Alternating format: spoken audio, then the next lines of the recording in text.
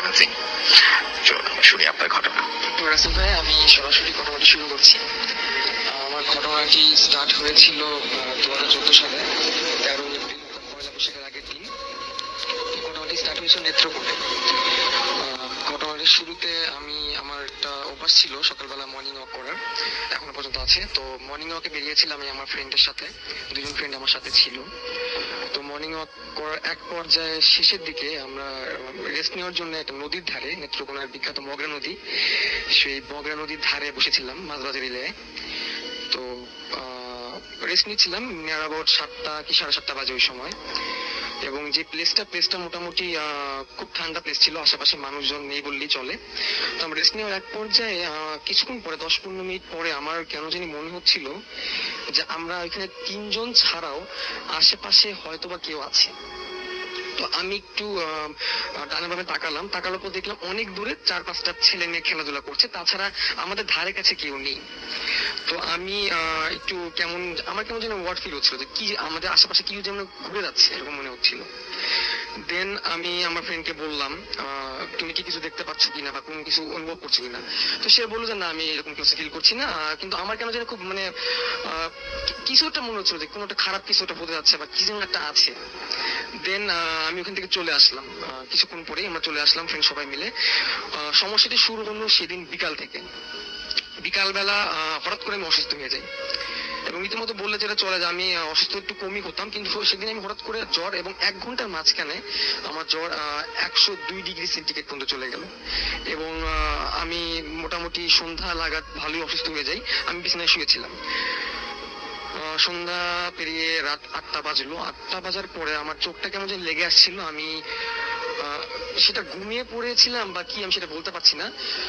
চোখ বন্ধ করে থাকা অবস্থায় আমার কেন জানি সবকিছু ফ্ল্যাশব্যাক হওয়া শুরু করছে। মনে হচ্ছে কেউ আমাকে দিয়ে করাচ্ছে বিষয়টা, আমি নিজে করতে যাচ্ছি না, বাট আমি সেটা ফিল করছি। সবকিছু ফ্ল্যাশব্যাক হওয়া শুরু করেছে, আমি পিছন দিকে ফিরে যাচ্ছি আজকে। ফিরতে ফিরতে ঠিক সেই সকালবেলা যেখানে আমি বসেছিলাম, আমার চোখের সামনে ক্লিয়ারলি ভাসছিল যে আমরা যেখানে বসেছি সেখানে, এবং পারপেন্ডিকুলারলি 90 ডিগ্রি অ্যাঙ্গেল করে একটা ফিগার, ছোট্ট একটা ফিগার, তুলার মতো সাইজের। ফিগারে কোনো কিছু ছিল না, বাট তুলার মতো দেখতে। হ্যাঁ, তুলার মতো দেখতে বলতে খুব গোলাকার, সাইজে ছোট, পুরো একটি দলা বলা যেতে পারে। 3টা চোখ। 3টা চোখ। আচ্ছা, নাথিং মোর দেন 3টা চোখ। এবং সেটা 90 ডিগ্রি অ্যাঙ্গেল করে আমাদেরকে ঘুরছে, সার্কেল করছিল। সার্কেল করছে 90 ডিগ্রি অ্যাঙ্গেল, টোটালি সার্কেল। ও আচ্ছা, 90 ডিগ্রি অ্যাঙ্গেল, সামনে যাচ্ছে একবার পেছনে আসছে একবার, এরকম ভাবে টোটালি ঘুরছে না। ওকে। দেন আমি জাস্ট আমি সেটা দেখছি, বাট মনে হচ্ছে কেউ যেন আমাকে দেখাচ্ছে সেটা। হঠাৎ করে আমার মনে হলো যে আমি সে সময় শুয়েছিলাম, আপনি যদি শুয়ে থাকেন রাসেল ভাই, হঠাৎ করে যদি উপর থেকে একটা বস্তা বা বড় যদি কিছু আপনার উপর পড়ে যায়, আপনার যেরকম ফিল হবে, মনে হলো সেই ফিগারটা আমার চোখের দিকে সরাসরি চলে আসে, এবং সাথে সাথে আমার চোখ খুলে যায়। মানে আমি মনে করলাম যে আমি ঘটনাটা আসলে সরাসরি হয়নি, কিন্তু আমি জাস্ট এটা ফিল করেছি। দেন আমি দেখলাম সম্পূর্ণ শরীর আমার ঘেমে আমার জ্বর মোটামুটি চলে গিয়েছে, বাট মাথা ব্যথা, সেদিন থেকে মাথা ব্যথা শুরু হয়। দেন পরের দিন আমি সেই জায়গায় যাই আমার ফ্রেন্ডের সাথে, পয়লা বৈশাখের শুরুতেই ঠিক সেই টাইমে 7:30টার দিকে আমি যাই। যাওয়ার পরে আমি সেখানে তেমন কিছুই পাইনি। চলে আসার সময় জাস্ট ওই এরিয়াটা ক্রস করার সময় আমার কানে কিছু একটা বলছিল, যে ভয়েসটা আমি মানুষের ভয়েস বলবো না কিসের ভয়েস বলবো বুঝতে পারছি না। বলছিল যে পেছনে লেগে থাক, পেছনে লেগে থাক। একটা কথা, পেছনে লেগে থাকবো মানে আপনাকে বলছে কেউ? হ্যাঁ, আমাকে বলছে পেছনে লেগে থাক। সাথে সাথে আমি পাশে যে 2জন ছিল ফ্রেন্ডদেরকে আমি বললাম যে এরকম কিছু দেখতে পাচ্ছ কিনা, যে অনুপম তুমি কিছু দেখতে পাচ্ছ কিনা, এরকম শুনতে পাচ্ছ কিনা। না, আমি এরকম কিছু শুনতে পারি।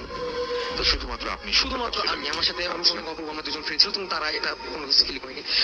দেন আমি রাতের বেলা মাঝে মাঝে ফ্রেন্ড আমার সাথে থাকতে আসতো। দেন প্রবলেম যেটা শুরু হয়, একের পর এক আমার সাথে দুর্ঘটনা হওয়া শুরু করে, এবং একের পর এক, এবং 2015 সালে টোটালি আমার দুর্ঘটনার উপর দিয়ে যায়। এবং প্রত্যেকটা দুর্ঘটনার পরেই আমার কানে একটা আওয়াজ প্রায় বাজতো রাতের দিকে, যখন গভীর রাতে আমি ঘুম থেকে উঠে পড়তাম, যে পেছনে লেগে আছি, পেছনে লেগে থাক। এবং এক রাতে আমি আমার ফ্রেন্ডের সাথে ঘুমিয়েছিলাম। সে বলল আমি ঘুমিয়ে থাকা অবস্থায় হঠাৎ করে ঘরের লাইট জ্বালিয়ে ফেলাম। আমার ফ্রেন্ড রাতে আমার সাথে থাকতো, আমি হঠাৎ করে ঘরের লাইট জ্বালিয়ে ফেলেছি। লাইট জ্বালিয়ে আমার চোখ বন্ধ, অ্যাজ লাইক এজ আমি হিপনোটাইজড। আমি টেবিলে গেলাম, টেবিলে যে কি যে ড্র করেছি, তো আমার ফ্রেন্ড রীতিমতো ভয় পেয়ে গেছে, সে কিছুই বলেনি, সে শুধু দেখেছে। দেন সকালবেলা উঠে বললো তুই এটা কি করেছিস। আমি বললাম কি করেছি, সে আমাকে দেখালো একটা পেজের ভিতর, সে পেজে আমি মানে দেখে অবাক হয়ে গেলাম যে 3টা চোখ এঁকেছি আমি, 3টা চোখ এঁকেছি। যেরকম দেখেছিলেন আপনি? আমি যেরকম দেখেছি ওই সময় আমি ওই সময় ফিল করেছিলাম যে 3টা চোখ, বাট ওইটা যে 3টা চোখ বলতাম, আমার 3টা চোখ ছিল, 3টা চোখ ছিল। ছবির মধ্যে। ওনাটা আমি মাইমিসিং চলে আসার পরে আমি যখন কলেজে ভর্তি হলাম, আমার ফ্রেন্ড যে রুমমেট ছিল তার, সেও বলেছে আমি এনে 4বার এই ঘটনা করেছি এবং 4বারই এটি হয়েছে। অ্যান্ড দেন আমার ফ্যামিলিতে আমার এক ফুপু আছেন, উনি বলেন এবং আমি মোটামুটি দেখেছি ওনার কাছে নাকি জিন আছে। তো উনি আমাকে যে কথাটা বলেছেন যে আগামী 3 বছর পর্যন্ত, 22 বছর বয়স পর্যন্ত সামথিং এই জিনিসটা প্রবলেম আমার উপর থেকেই যাবে, এবং আমাকে মেন্টালি উনি স্ট্রং থাকতে বলেছেন। যে আমি যদি মেন্টালি স্ট্রং থাকি সে কিছু করতে পারবে না, বাট যখনই আমি মেন্টালি উইক হয়ে যাব তখনই সেটা আমার প্রবলেম ক্রিয়েট করার চেষ্টা করবে। অ্যান্ড এই ঘটনাটা লাস্ট শেষ যেটা আমার সাথে হয়েছিল মাইমিনসিং এ, এখানে আসার পরে কলেজে ভর্তি হওয়ার পরে আমি আমার ফ্রেন্ডের সাথে 7টার দিকে মাইমিনসিং এ যে বিখ্যাত পার্কটা রয়েছে নদীর পাশে, সে নদীর পাশে বসেছিলাম আমি 7টা কি 8টা বাজে, যে সিঁড়ির ধারে বসেছিলাম, হঠাৎ করে একটা লোক, আচ্ছা, সিম্পলি নর্মাল জেন্টেলম্যান যেভাবে বলা যায় সেরকম একটা লোক এসে আমার দিকে, জাস্ট আমার দিকে এমন ভাবে বলে সে আমাকে চেনে। ভাইয়া দেখেন তো আপনি এই অ্যাড্রেসটা চিনেন কিনা বলে আমাকে একটা কাগজ দেখালো। আচ্ছা, আমি রীতিমতো অবাক হয়ে গেলাম, ওখানে কোনো অ্যাড্রেস ছিল না রাসেল ভাই। আচ্ছা, আমার পাশে আমার একটা ফ্রেন্ড ছিল, সে জাস্ট ভাবছিল যে আমি হয়তো কোনো একটা অ্যাড্রেস বলছি, বাট ওইখানে ছিল 3টা চোখ আঁকানো। ও, মানে যে চোখটা আপনি আঁকিয়েছিলেন 3টা চোখ আঁকানো ছিল। 3টা চোখ আঁকানো ছিল। দেন আমি কি বললো কিছু বুঝতে পারছি না, সে লোকটা কিছু না বলে আবার চলে গেল। দেন আমি বসে বললাম, আমি মানে কিছু বুঝতে পারছি না কি হলো এটা। আমি বসে পড়লাম, বসে পড়ার পরে আমার ফ্রেন্ড জিজ্ঞাসা করলো কি হয়েছে। দেন আমি ফ্রেন্ডকে বললাম যে আমি যেই ছবিটা এঁকেছিলাম সেই ছবি বললাম। দেন এখনো পর্যন্ত মানে জাস্ট আমি এটাই অবাক হয়ে যাই, কোনো প্রবলেম হওয়ার পরে পিছনে লেগে থাকবো কথাটা আসে। এবং আমি এখন চেষ্টা করি মেন্টালি স্ট্রং থাকার জন্য, কিন্তু যখনই মেন্টালি উইক হয়ে যায় তখন আমার একের উপর প্রবলেম আসা শুরু করে। এবং যদি আমার ফুপির কথা সঠিক হয় তাহলে হয়তো বা 22 বছর পর্যন্ত আমাকে এই ঝামেলা বয়ে বেড়াতে হবে। ওকে, তো আপনার আর কোনো ঘটনা আছে? না রাসেল ভাই, এখন বলার মতো আর কোনো ঘটনা নাই। থ্যাংক ইউ ভেরি মাচ শুভ্র, আমাদের সঙ্গে আপনি আজ এই ঘটনাটা শেয়ার করেছেন, আপনাকে অনেক ধন্যবাদ। এরপরে আমাদের এখানে আসবেন আরো একজন অতিথি, তাদেরকে আমি আমন্ত্রণ জানাবো। তবে তার আগে একটু জানাই যে আমাদেরকে অনেক SMS করছেন। যাই হোক, আমরা চলে যাবো। আপনার নামটা প্লিজ একটু বলবেন। আমাদের দ্বিতীয় অতিথির কাছে আমরা যাচ্ছি, আপনার নামটা প্লিজ একটু বলবেন, তারপর আমরা শুনবো। ধন্যবাদ রাসেল ভাই, আমি আরিফিন, ময়মনসিংহের পুলিশ লাইন থেকে আসছি। প্লিজ আমরা ঘটনায় যাই। Thank you very much. আপনি পুলিশ লাইন আমরা যেখানে আছি এখান থেকে কত দূর? 2 কিলোমিটার। 2 কিলোমিটার। ওকে, আমরা চলে যাই ঘটনায়। এখন যে ঘটনা, আচ্ছা, আপনার সাথে তার আগে আমি একটু বলতে যে আপনি বলেছিলেন আপনি তো একটু স্থানীয়, হ্যাঁ, এবং আপনি বলছেন যে আপনি ময়মনসিং এর স্থানীয় কিছু ঘটনা বলবেন, তাই তো? ময়মনসিংহের স্থানীয়। ওকে, তো একেবারে ময়মনসিং এর স্থানীয় কিছু ঘটনা যারা ময়মনসিং এ আছেন তারা তো উপভোগ করবেনই, যারা ময়মনসিং এর বাইরে রয়েছেন তারাও উপভোগ করুন ময়মনসিং এর একেবারে খাঁটি, ময়মনসিং এর একেবারে খাঁটি কিছু ভয়ঙ্কর ঘটনা। শুনে আসি আমরা। আমি প্রথমত যে ঘটনাটি বলবো সেটা একটা আপনার অ্যাম্বুলেন্স কেন্দ্রিক। আমি যার ঘটনাটি বলবো তার সাথে কিছুক্ষণ আগে আমার ফোনে কথা হয়েছে। সে ঢাকা যাচ্ছে অলরেডি, তার পেশা হচ্ছে ড্রাইভার, সেদিন চালক। আজ থেকে বেশ কিছু বছর আগের কথা, তখন উনি অ্যাম্বুলেন্স চালাতেন। ময়মনসিংহের যে কোনো একটি হসপিটালে কোনো এক শীতের দিন আপনার ময়মনসিংহ হসপিটাল থেকে জি, একজন রোগীটি হচ্ছে মেয়ে। অর্থাৎ ঘটনাটা যদি একদম শুরু থেকে বলি তাহলে বলতে হয় হসপিটাল থেকে তাদেরকে রিলিজ করে দিয়েছে। হসপিটাল থেকে তাদেরকে রিলিজ করে দিয়েছে, সন্ধ্যা হয়ে গেছে।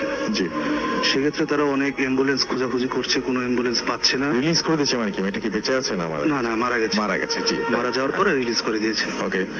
রিলিজ করতে করতে সন্ধ্যা হয়ে গেছে, কিন্তু তারা কোনো অ্যাম্বুলেন্স খুঁজে পাচ্ছে না, অ্যাম্বুলেন্স যেতে ইচ্ছুক না। তারা যাবে আপনার পার্শ্ববর্তী জেলা শেরপুরে। তার মানে তারা এমন একটা অ্যাম্বুলেন্স খুঁজছে যে অ্যাম্বুলেন্সটা লাশটাকে নিয়ে লাশটাকে নিয়ে হ্যাঁ শেরপুর জেলায় যাবে, একটা প্রত্যন্ত এলাকা, পাহাড়ি এলাকা। আচ্ছা, কোনো অ্যাম্বুলেন্স ড্রাইভার যেতে রাজি হচ্ছে না বা কোনো অ্যাম্বুলেন্স পাচ্ছে না। সেক্ষেত্রে আমি যার ঘটনাটা বলছি তার নাম হচ্ছে রনি। তার বাসা হচ্ছে ময়মনসিংহ শহরে নতুন বাজারের মোড়ের কাছে।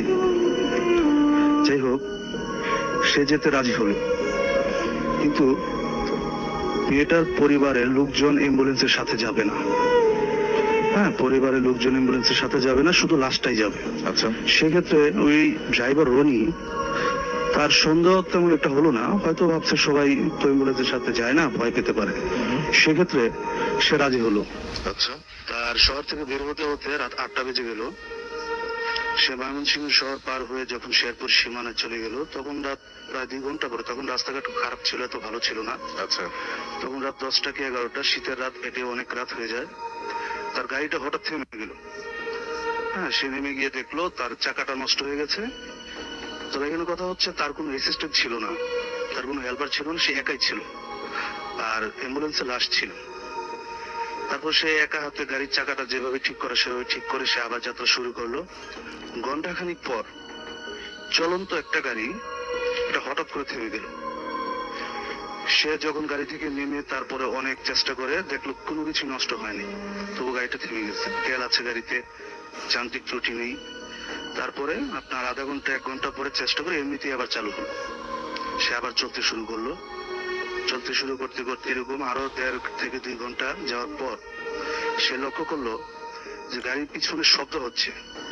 শব্দটা অনেকটা এরকম যে 8-10 জন লোক যদি পিছন থেকে আপনার, সে এরকম শব্দ 10 থেকে 15 মিনিট শব্দগুলো শুনলো। তারপর সে কোনো কেয়ার করলো না।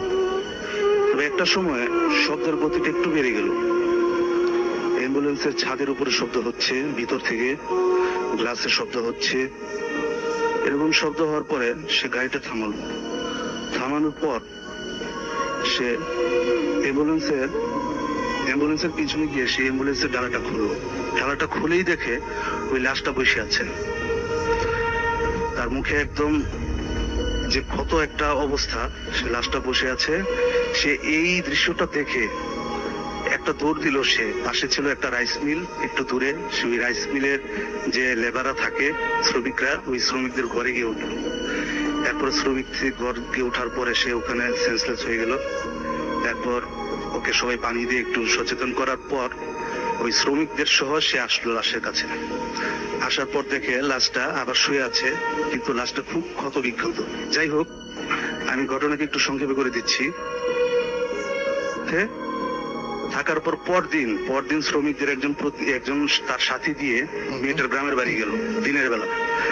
যাওয়ার পরে ওই রনি যে ড্রাইভার, সে ওই মেয়ের বাবা মাকে ভালো করে প্রশ্ন করলো যে আপনি বললেন যে আপনার মেয়ে স্বাভাবিক অসুস্থ ছিল, মারা গেছে, কিন্তু আপনার মেয়ের শরীরে এরকম ক্ষত কেন, মুখে এরকম ক্ষত কেন, পোড়া কেন? আচ্ছা। তখন মেয়ের বাবা মা বললো যে আসলে সত্যি কথা বলতে কি, যদি আমরা সত্যি কথা বলতাম তাহলে হয়তো আপনিও রাজি হতেন না লাশটাকে নিয়ে যেতে। মেয়েটা সুইসাইড করার জন্য গায়ে আগুন লাগিয়ে দিয়েছিল, নিজেই আগুনে ঝাঁপ দিয়েছিল সুইসাইড করার জন্য। ওই সে থেকেই তার একদম সম্পূর্ণ শরীর 75% 80% পড়ে গিয়েছিল। আচ্ছা। এই জন্য তার একটা ক্ষত, আপনার খুব কুৎসিত একটা চেহারা হয়েছিল। বুঝতে পেরেছি। তারপরে সে কারণেই তার মেয়ের ফ্যামিলির ব্যক্তিরা তার সাথে আসতে চায়নি। তো এছাড়া আর কি এরকম ভয়ের মানে কেন এরকম হলো রাস্তা, এটা মেয়ের বাবা মা কিছু বলতে পারে না। থ্যাংক ইউ ভেরি মাচ, আপনাকে অনেক ধন্যবাদ আপনার সাথে আমার সাথে এই ঘটনা শেয়ার করার জন্য। এবং আমি দেখতে পাচ্ছি যে ফেসবুকেও অনেকেই এই মুহূর্তে আমাদের সঙ্গে রয়েছেন। সেলিম খান আমাদের সাথে রয়েছেন, এবং এই মুহূর্তে আমাদের সঙ্গে আরো একজন অতিথি যোগ দিয়েছেন। আপনার নামটা প্লিজ একটু বলবেন, তারপরে শুনি যে আপনি ময়মনসিংহের কোথায় থাকেন, তারপর আপনার ঘটনায় যাবো। হ্যালো লিসেনার্স, আমি শাওন, কালীবাড়ি মাইমিসিং থেকে। ওকে, চলে যাই আপনার ঘটনায়। আমি ঘটনাটা এখন শুরু করছি। ঘটনাটা হয়েছে 2005-এ একটা মাইমিসিং এর পরিচিত খুবই মানে জনবহুল এলাকার একটি প্রাইভেট ক্লিনিকে। ঘটনাটি শুরুর আগে আমি জায়গার ক্লিনিকের পরিচয়টা দিচ্ছি। ক্লিনিকের পাশে হচ্ছে রেলওয়ে কোয়ার্টার। ওই কোয়ার্টারের যে খেলার ফিল্ডের মাঝখানে একটি তাল গাছ রয়েছে, যা ব্রিটিশ আমল থেকে রয়েছে, এবং ওই তাল গাছে যে কিছু একটা আছে এটা অনেক আগে থেকেই জানতাম আমরা। তারপরে 2005-এ আমার ছোট বোনের যখন জন্ম হয়, আম্মুর অপারেশনটা হয় ওই ক্লিনিকে। ক্লিনিকটা ছিল 3 তলার। তো আম্মুর অপারেশনের পরের দিন আম্মুকে 3 তলার একটি কেবিনে ট্রান্সফার করা হয়। তো ট্রান্সফার করার পরে বিকালবেলা আমি প্র্যাকটিস শেষ করে যখন আম্মুকে দেখতে যাই, তখন প্রায় মাগরিবের আজান দিচ্ছে। তো আম্মু বলতেছে যে শাওন দেখো, ওই ক্লিনিকের যে জানলাটা মানে কেবিনের যে জানলাটা, ওইটা থেকে তাল গাছটা সরাসরি দেখা যায়। তো একটু দেখো, সন্দেহ হয়ে গেছে যে জানলাটা খোলা কিনা। আচ্ছা, তো আমি খোলা থাকলে বন্ধ করে দাও। তো আমি জানলার পর্দাটা যখন সরাই, তো তখন দেখি একটা বিভৎস চেহারা জানলার মধ্যে দিয়ে তাকিয়ে আছে আপনার দিকে? জি। তখন দেখার সাথে সাথে আমি একটু পিছিয়ে আসি। পিছানোর পরে মানে ওই কেবিনের একটা বেডের সাথে বাড়ি খেয়ে আমি 3-4টা ডিগবাজি খেয়ে ফ্লোরে পড়ে যাই। তখন আব্বু দৌড়ে এসে জিজ্ঞেস করে যে কি হয়েছে। তখন আমি বললাম যে একটি বিভৎস চেহারা আমার দিকে তাকিয়ে আছে, আমি দেখলাম জানলায়। তখন আব্বু যে যখন পর্দা সরায়, তখন শুধু তাল গাছটাই দেখা গেছে, আর কিচ্ছু না। আচ্ছা, ওই দিন রাত্রেবেলায় আমরা যখন চলে আসি, তো সবাই ভাবছে যে আমার হ্যালুসিনেশন হয়েছে, অনেক প্র্যাকটিস করার পরে আমি গিয়েছি এই কারণে। তো রাত্রেবেলায় যে ঘটনা হয়, আমার মেজো চাচি ছিল আম্মুর সাথে রাত্রে, তখন 1:30 কি 2টা বাজে। ওই মোমেন্টে যে ওই জানলার পাশে যে ওয়াশরুমটা ছিল, ওয়াশরুমের দরজাটা মানে নড়তে থাকে। আচ্ছা, বাইরে থেকে লাগানো ছিল, তারপর নড়তেছে। চাচি ভাবছে যে হয়তো বা কোনো বাতাস বা কিছু, ওটার কারণে নড়তেছে। কিন্তু একটু পরে দেখা গেল যে ওই সাউন্ডটা এরকম হচ্ছে যে ভিতর থেকে কেউ ওয়াশরুমের দরজাটা খোলার চেষ্টা করছে। আচ্ছা, তো চাচি উঠে বসে জানলা দিয়ে তাকিয়ে দেখে যে কোনো ঝড় বা কিছু হচ্ছে কিনা, কিন্তু দেখলেন যে কিছুই না, বা কোনো বাতাসও নেই। মে মাসের 10 তারিখের ঘটনা এটা, 2005-এ। তো ওই সময় কোনো ঝড়ও হওয়ার কথা না। তো যখন দেখলেন যে ঝড় হচ্ছে না বা বাতাস নেই, তখন চাচি একটু ভয় পেয়ে দোয়া কালাম পড়তে থাকে। এবং ওয়াশরুমের যে হ্যান্ডেল, ওটার সাথে একটি উন্না পেঁচিয়ে মানে ওই বেডের পায়ের সাথে বেঁধে রাখে শক্ত করে। কেন এটা কেন? যে উনি ভাবছেন যে হয়তো বা কেউ খোলার চেষ্টা করছে, বা উনিও জানতেন ঘটনা কিছু একটা যে এরকম হয়। আচ্ছা, নিউ বর্ন বেবির বেলায়। তো তখন এরকম যখন বেঁধে রাখলেন, তখন মনে হচ্ছে যে মানে ওই সাউন্ডটা আরো বেড়ে গেছে, মনে হচ্ছে যে কেউ দরজার মধ্যে লাথি দিচ্ছে ভিতর সাইড থেকে। তো চাচি আরো জোরে জোরে দোয়া কালাম পড়তে থাকে এবং রুমের চারদিকে ফু দিয়ে দেয়। তার 5-6 মিনিট পরে ওই সাউন্ডটা অফ হয়ে যায়। তো ওই সাউন্ড অফ হওয়ার পরে ক্লিনিকের মানে ওই কেবিনের মেন ডোরে একটা নক হয়। তো নক হওয়ার পরে চাচি ভাবেন যে 3টার দিকে আম্মুকে ইনজেকশন দেওয়ার জন্য এক নার্স আসার কথা, উনি আসছেন হয়তোবা। তিনি দৌড়ে যেয়ে দরজা খুলে দেন, কিন্তু দেখেন যে কেউ নেই। তখন চাচি আরো ভয় পেয়ে যায়। আচ্ছা, ভয় পাওয়ার পরে দরজা লাগিয়ে দিয়ে আমার বোনকে তার কোলে নিয়ে দোয়া কালাম পড়তে থাকে। এক পর্যায়ে দেখা যায় যে সবকিছুই নর্মাল হয়ে আসছে। তো তার 15 থেকে 20 মিনিট পরে নার্স আসে। আসার পরে 3-4 বার নক করার পরে এবার চাচি জিজ্ঞেস করেন কে। তো নার্স বলে আমি নার্স। পরে চাচি দরজা খোলার পরে উনি জিজ্ঞেস করেন যে আপনি কি কিছুক্ষণ আগে আসছিলেন, নক করছিলেন দরজায়? তখন নার্স বলে যে না, আমি আসি নাই। বলছে তাহলে আপনাদের হসপিটালের কেউ হয়তো বা। বলে কি না, এই ক্লিনিকে শুধু আমি দায়িত্বে আছি। আচ্ছা, দায়িত্বে শুধু আমি আছি রাত্রের ডিউটিটাতে। তাহলে তখন চাচি বলতেছে হয়তো বা কোনো পেশেন্টের আত্মীয় স্বজন হয়তো বা নক করছে। নার্স বললেন যে না, 3 তলার এই কেবিনে শুধুমাত্র আপনারাই আছেন, 3 তলা পুরাপুরি খালি, আর কেউই নেই। আচ্ছা, তো চাচি ভয় পেয়ে সাথে সাথে আব্বুকে ফোন দেয়, আব্বু ছুটে যায়। সকালবেলা আমরাও যাই। পরে নার্স আমাদেরকে সকালবেলা যে ঘটনা বলে, সকালবেলা বলে যে এই মানে এই 3 তলায় নাকি অনেক রকম ঘটনা ঘটে, ভৌতিক ঘটনা ঘটে। যেমন নক হওয়ার পরে, দরজা খোলার পরে যখন ফিরে আসে মানুষ, যখন কাউকে না পেয়ে ফিরে আসে, তখন হয়তো বা দেখে যে বেবির কোনো নিউবর্ন বেবির কোনো চোখ নেই, বা নিউবর্ন বেবি রাত্রেবেলায় ঠিক ছিল, সকালবেলা মৃত। এরকম ঘটনা ঘটে অনেক। তো আমরা ওই দিনই চলে আসি। তার ঠিক 3 দিন পরে ওই ক্লিনিকেই 3 তলাতেই, মানে রাত্রেবেলায় ডিউটি করার সময় ওই না আপনার সিঁড়ি থেকে পড়ে যায় ওনার মৃত্যু ঘটে। আচ্ছা, এই ছিল আমার ঘটনা। Okay, thank you very much. Arafat cantonment public school and college থেকে আমাদের সাথে রয়েছেন পিয়াস, আমাদের সাথে রয়েছেন অনামিকা। চলুন শুনে আসি এই সমুদ্র, এই সৈকতে ঘেরা, এই পাহাড়ের সৌন্দর্যে ঘেরা কক্সবাজারের ঘটনা। প্রথম আমাদের সাথে যিনি ঘটনা শেয়ার করবেন তিনি হচ্ছেন গিয়াসউদ্দিন। আমরা গিয়াসউদ্দিনের কাছে আজকে জানতে চাইবো যে এই যে কাছাকাছি আপনি বলছিলেন যে আমাদের কক্সবাজারের খুব কাছেই রয়েছে ঝাউবন, কিন্তু এই ঝাউবনে ভয় পাওয়ার কোনো কারণ আছে কি? আচ্ছা, প্রথমে যে কক্সবাজারের এত সৌন্দর্য, কক্সবাজার কি ভয়ের ব্যাপার প্রথমে দেখা গেলে নাই, কিন্তু পরে যখন কক্সবাজারে যে আসার পরে যে পরিস্থিতির শিকার লোকজন হচ্ছে, এর মধ্যে কিন্তু দেখা যায় যে ঝাউ বাগানে যে অনেক মৃত লাশ ওখানে পুঁতে ফেলে। এরপরে কি কক্সবাজার ঝাউ বাগানে যে আপনার খারাপ জিনিসটা উঠে দাঁড়ায়। আচ্ছা, কি কি দেখা যায় ওখানে, মানে কি কি দেখা যেতে পারে? আপনি একটা কথা বলছিলেন যে সাধারণত সন্ধ্যার পরে ওখানে না যেতে, তো আমি বলেছিলাম যে সন্ধ্যার পরে যেতে নিষেধ করছেন কেন? ওখানে কি ওই যে ছিনতাই ভয়? আপনি বলেন যে না, ছিনতাই ভয় না, তার চাইতেও বড় ভয় রয়েছে, আপনারা নিজেরাও তো মনে হয় ওখানে যান না? না, সচরাচর রাত্রের বেলা ওখানে যাওয়া ভয়ের যে ব্যাপারটা হয় আর কি। আমার ফ্রেন্ড, বিশেষ করে আমি ওখানে যাই না, আমার ফ্রেন্ডে যেহেতু ফেস করছে, তো আমার ফ্রেন্ডই বলছে ওখানে না যাওয়ার জন্য। আচ্ছা, ওখানে কি ফেস করেছিল, কি দেখেছিল আপনার বন্ধু? আমার 3টা ফ্রেন্ড ঝাউ বাগান থেকে যাচ্ছে, ওরা রাত্রে কাজ করে সকালবেলা ভার্সিটিতে আসে। তারপরে ফ্রেন্ডরা যখন রাত্রেবেলা গেছে ওখানে ঘুরতে, তো ঘোরার সময় হঠাৎ একটা ফ্রেন্ড তার গার্লফ্রেন্ডকে দেখতেছে দূর থেকে। তো আর 2টা ফ্রেন্ড বলতেছে কি, ভাই এখানে তোর গার্লফ্রেন্ড কিভাবে আসবে? তো এ বলতেছে কি, না আমার গার্লফ্রেন্ডই আছে ওখানে। এরা দেখতেছে না, কিন্তু পাশাপাশি 2জন আছে, কিন্তু দেখতেছে না ওই গার্লফ্রেন্ডটা। 3জন ফ্রেন্ড ছিল, মাঝখানে একজন যে গার্লফ্রেন্ড দেখতেছে আর কি। তো গার্লফ্রেন্ড দেখার পরে বলতেছে, দোস্ত আমার গার্লফ্রেন্ডের সাথে দেখা করতে হবে, মাস্ট বি দেখা করতে হবে, আমার এখনই যাইতে হবে। তো তৎক্ষণাৎ এরা 2জনই দেখলো সাদা কাপড় পরা এক গাছ থেকে অন্য গাছে লাফালাফি করতেছে, মানে এক গাছ থেকে অন্য গাছে এমন দৌড় দিচ্ছে বলার মতো না। আচ্ছা, তো এরপরে এই ফ্রেন্ডটা যেভাবে হোক ওখানে যাবে, এক প্রকার প্রজেক্ট টাইপের হয়ে গেছে, অনেক শক্তি চলে আসছে এর মধ্যে। এরা 2জন কোন রকমই পারতেছে না একে হ্যান্ডেল করতে।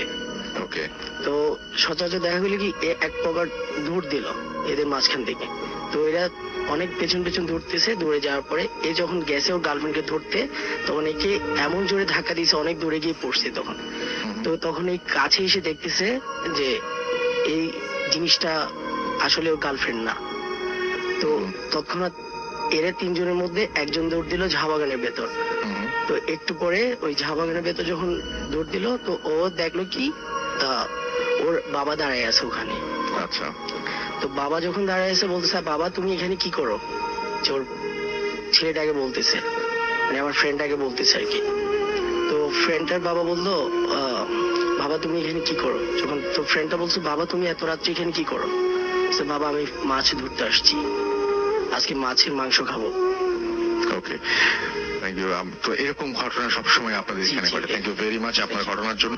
আমরা এখন যেটা করবো সেটা আর একটা ঘটনায় যাব, এবং আপনার নামটা প্লিজ একটু বলবেন, এবং তারপরে আপনার ঘটনা শুরু করবেন। এবং যিনি এখন ঘটনা বলতে আসছেন তার নাম জয়, এবং তিনিও কক্সবাজারেরই একজন। আপনার ঘটনাটা আমরা একটু শুনে আসবো। হাই লিসেনার্স, আমি কক্সবাজারেই থাকি, তো সঙ্গত কারণে আমি আমার ঠিকানাটা বলছি না।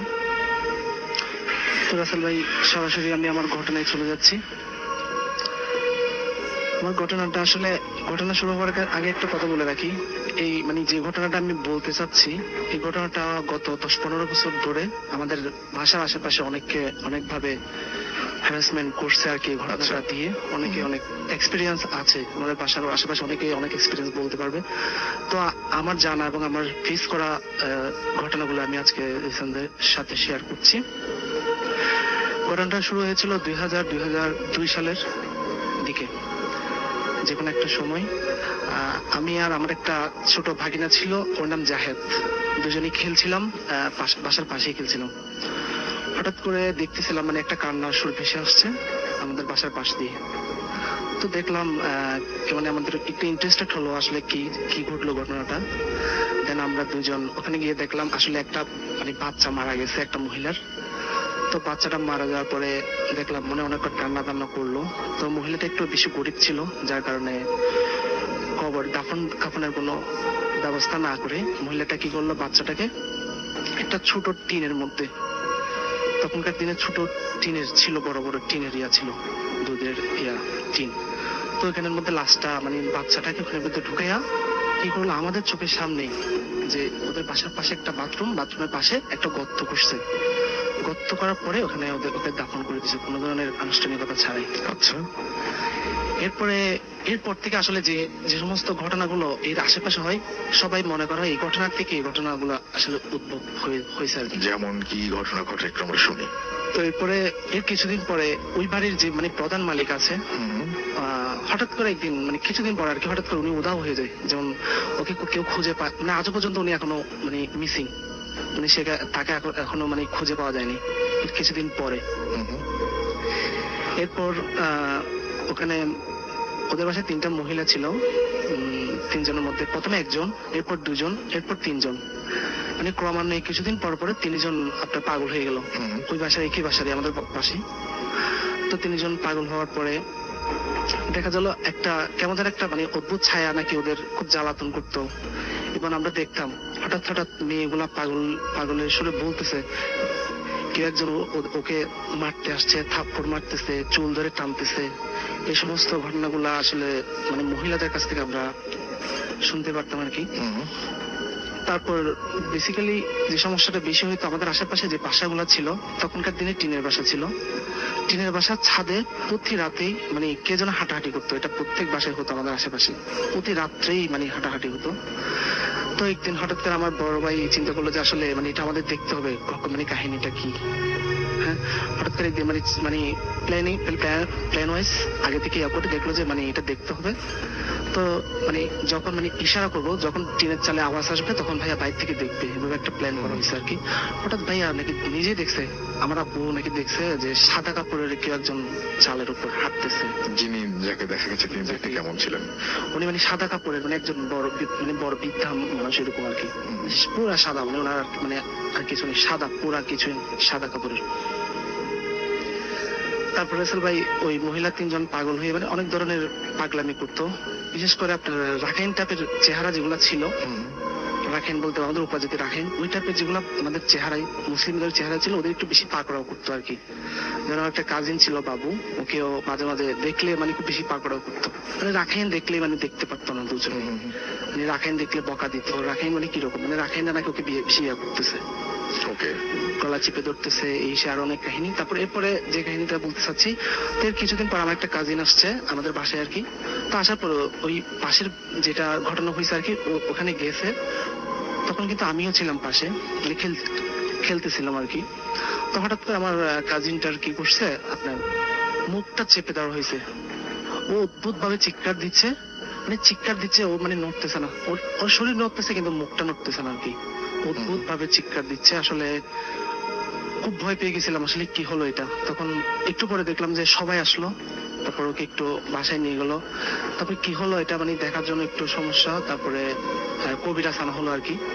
তো কবিরাজে বললো কি একজন ওকে মুখটা চেপে ধরা হয়েছিল আর কি, আমার কাজিনটার কে একজন মুখটা চেপে ধরছিল আর কি। ওকে, থ্যাংক ইউ সো মাচ আপনার ঘটনার জন্য। আপনাকে অনেক ধন্যবাদ। আমরা একটা ছোট বিরতিতে যাবো এবং তার আগে আমরা চলে যাব সরাসরি এখন জুয়েলের কাছে। এবং জুয়েল, আপনি কক্সবাজার নিয়ে আমাদের একটা ঘটনা শোনাতে চেয়েছিলেন, আমরা শুনি সেই ঘটনাটি। রাসেল ভাই, আমি জুয়েল, কক্সবাজার থেকে, সাউদার্ন ইউনিভার্সিটি। জি। আমার বেসিক্যালি আমি যে ঘটনাটা বলতে যাচ্ছি সেটা হচ্ছে ঠিক কক্সবাজারের লাস্টে পড়ে সাতকানিয়ার ওদিকে আর কি। আচ্ছা। আমিরাবাদে। ঘটনাটা হচ্ছে আমার খালামণিকে নিয়ে। জি জি আমি ফার্স্টে তাদের এরিয়াটা সম্পর্কে বলতে চাই। জি ফার্স্ট এরিয়াটা হচ্ছে তাদের একটু গ্রাম পর্যায়ে, কিন্তু তাদের বাসার পরে যে এলাকা সেটা হচ্ছে শুধু পাহাড়ে। কি আমরা অনেকটা ঘুরেছি পাহাড়গুলা, কিন্তু তারপরে কি আছে সেটা এখনো জানা হয়নি, মানে শুধু পাহাড়ে দেখেছি। তো আমার আর ওখানকার গ্রামের যে ভাষাগুলো হয় সেটা হচ্ছে বাসা থেকে কিছু একটু সামান্য দূরে, এই ধরনের আর কি। তো আমার মূল ঘটনাটা হচ্ছে আমার খালামণির বাসার পাশের বাসায় মানে একজন মহিলা ছিল। তিনি 3 কি 4 মাসের হয়তো আত্মসত্ত্বা ছিল। আচ্ছা অন্তঃসত্ত্বা। অন্তঃসত্ত্বা, সরি। তো এর ঘটনাটাও খুব রিসেন্টলি, মানে 2-3 বছরের ভেতরে আর কি। তো হয়তো 3-4 মাস পরে মানে বেবিটা কি কারণে জানি কি হয় সেটা শিওর জানা হয়নি, তো মারা যায়। তখন যে এটা যখন কি ডেলিভারি হয় তখন সেটা আসলে দাফনের কোনো ব্যবস্থা করা হয়নি, তার কাউকে জানায়নি ব্যাপারটা। তো সেটা দাফনটা করা হয় আসলে আপনার মানে বাড়ির এক কর্নারে। এটা হচ্ছে আমার খালামণিদের এরিয়ার খুব পাশে একেবারে, মানে যেটা কিচেন ছিল তার পাশেই। তো আমার খালামণি মানে ঘটনা ঘটে যাওয়ার এটা কেউ জানা ছিল না। ঠিক তারপর দিনই আমার খালামণি যখন কিচেনে রান্না করছিল তখন হঠাৎ একটি গোয়ানের আওয়াজ শুনতে পাই আর কি। যেটা ছিল হয়তো 2টা ষাঁড় যখন লড়াই করে যে একটা গোয়ানের আওয়াজ বেরোয়, এই ধরনের অনেকটা। আচ্ছা তখন খালামণি সেটা শুনে অনেকটা মানে একটু বিব্রত হয়ে মানে তবুও চিন্তা করি হয়তো এড়িয়ে যায় বিষয়টা, হয়তো হতে পারে এরকম কিছু। তা সে না, তারপর দিন দেখা যায় মানে রাতে মানে একেবারে হয়তো 2টা-3টার দিকে মানে বাড়ির চালের উপরে অনেকটা আওয়াজ হচ্ছে কিসে জানি, অনেক কিছুর আওয়াজ হচ্ছে। তখন খালামণি অনেক ঘাবড়ে যায়। তো সেটা কিন্তু কাউকে বলে না, কারণ বাসায় আর অনেক ছোট বাচ্চারা ছিল, ঠিকই কারণে। তারপর দিন আমরা যেটা বলে থাকি আসলে নিষেধ অথবা অনেক কিছু শুনে থাকি, অনেক কাহিনী। তো আমার লাইফে শোনা ফার্স্ট আর কি, মানে যেটা সত্যিকারই ঘটে সেটাই। খালামণি শুয়েছিল মানে হয়তো 2টা-3টার দিকে হবে, হঠাৎ করে কে জানি তাকে ডাকলো। তো উনি বাসা থেকে বের হলেন, ঠিক রুম থেকে বের হলেন, বেড়ে ঠিক মানে দরজা খুলে বের হলেন, বেড়ে কিচেনের দিকে যাচ্ছেন। হঠাৎ করে কিচেনে এসে